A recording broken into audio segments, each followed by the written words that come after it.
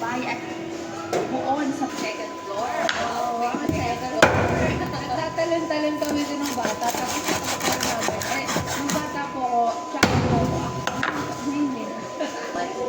At ito po ay, hindi po ba lagi po natin naririnig? Ito po ay hindi po kahapon. Yun. So, grabe yung pagtingin ko po kay Daddy. Like, yung level ng kanyang commitment kapatid. Ang aking kapatid po ay isama na sa panalangin dahil siya po ay nagsusunog ngayon ng family.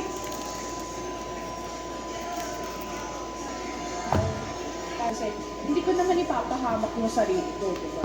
Siguro kayo rin na iniisip ng iba. Sa mundo, ngayong mga panahon na yun, kailangan na kailangan po natin. Kasi ang daming nagsumubok na out of their comfort zone. Kaya, ang dami-daming ginawa. Productive ako, Shali.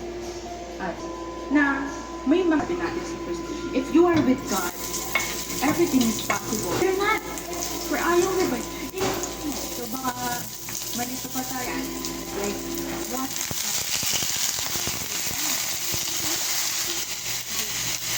Nilagay ko din ito. Hindi natin tatandaan na hindi pa kapon. Because I was not. Tapos kung ako, ano nangyari? So parang, inisip ko ako, mag-isa ako. Kailangan maalaga, nandun yung uncertainty, nandun yung takot.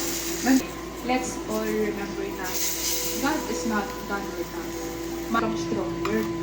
Yan yung magiging susi para mas lumakas ka, mas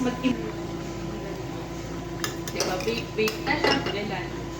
Pero, masasagot yung problema ko. Parang diba, hindi naman masosolve ng mathematical equation kung ano ang gustong sabihin ng Panginoon. Yan. So, lastly, nothing is impossible. May natin. And lastly, paano at kung pinagtitiwalaan ko ng isang katulad ng isa ko, if may tiwala tayo. Diba? Sabi na dito,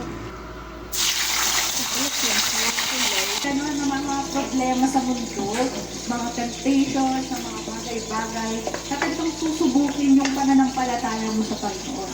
Ano kailangan natin gawin? Strengthen our faith in God.